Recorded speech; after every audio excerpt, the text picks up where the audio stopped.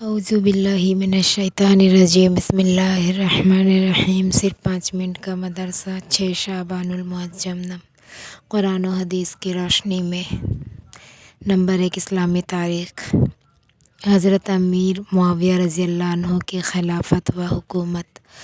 حضرت امیر معاویہ رضی اللہ عنہ سے حضرت حسن رضی اللہ عنہ نے صلح کر کے 41 ہجری میں خلافت آپ کے سپرد کر دی اور حضرت حسن رضی اللہ عنہ کے لیے 10 لاکھ درہم سالانہ وظیفہ مقرر کر دیا۔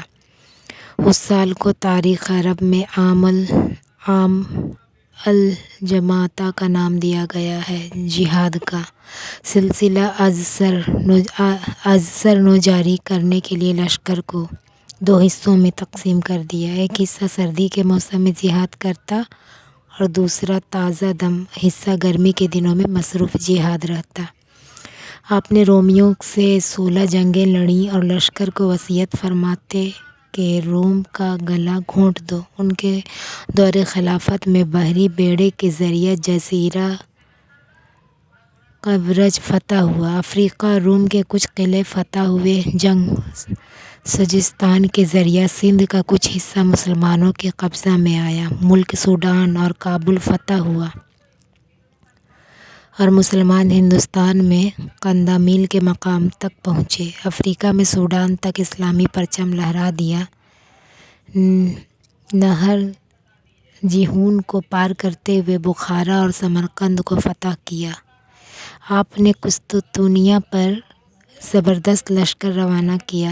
یہی وہ غزوہ ہے جس میں شرکت کرنے والوں کی مغفرت کی پیشن گوئی اللہ کے رسول صلی اللہ علیہ وسلم نے دی تھی۔ حضرت امیر معاویہ رضی اللہ عنہ نے ایک کامیاب حکمراں کی حیثیت سے بحری فوج تیار کی۔ مصر و شام کے ساحلی علاقوں میں جہاز سازی کے کارخانے قائم کیے۔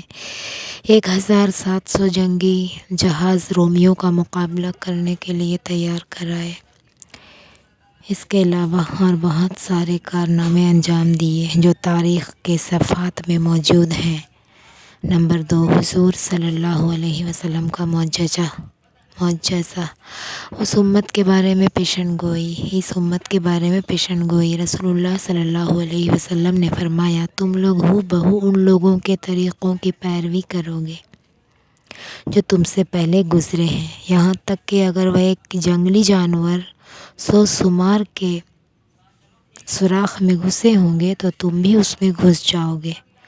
لوگوں نے عرض کیا، یا رسول اللہ صلی اللہ علیہ وسلم، پہلے آدمیوں سے یہود نصارہ مراد ہیں۔ رسول اللہ صلی اللہ علیہ وسلم نے فرمایا، اور کون؟ بخاری حدیث نمبر 3456۔ خلاصہ، آج ہم لوگ یہود و نصارہ کی کتنی پیروی کر رہے ہیں یہ کسی کو بتلانے کی ضرورت نہیں ہے، امت کے احوال سے بالکل ظاہر ہے۔ نمبر 3، ایک فرض کے بارے میں۔ اللہ ہی مدد کرنے والے ہیں۔ قرآن میں اللہ تعالیٰ فرماتا ہے، اللہ تعالیٰ ہی زندگی و موت دیتا ہے۔ اللہ تعالیٰ کے علاوہ کوئی کام بنانے والا اور مدد کرنے والا نہیں ہے۔ سورۃ توبہ۔ خلاصہ، ان باتوں پر ایمان لانا ہر ایک مسلمان کے لیے فرض ہے۔ نمبر 4، ایک سنت کے بارے میں۔ گھر سے نکلتے وقت کی دعا۔ رسول اللہ صلی اللہ علیہ وسلم نے فرمایا، جو شخص اپنے گھر سے نکلتے وقت یہ دعا پڑھے تو اس سے کہا جاتا ہے، ہر چیز کے شر سے تیری حفاظت کر دی گئی اور شیطان اس سے دور بھاگ جاتا ہے۔ دعا یہ ہے، بسم اللہ توکلت علی اللہ لا حول ولا قوۃ الا باللہ۔ ترجمہ، میں اللہ کا نام لے کر اور اسی پر بھروسہ کرتے ہوئے گھر سے نکلتا ہوں۔ نیک کام کرنے کی قوت اور گناہوں سے بچنے کی طاقت اللہ ہی کی طرف سے ہے۔ ترمذی حدیث نمبر 3426۔ ایک اہم عمل کی فضیلت۔ یتیم کی پرورش کرنے والا۔ رسول اللہ صلی اللہ علیہ وسلم نے فرمایا، میں اور یتیم کی پرورش کرنے والا جنت میں اس طرح ہوں گے۔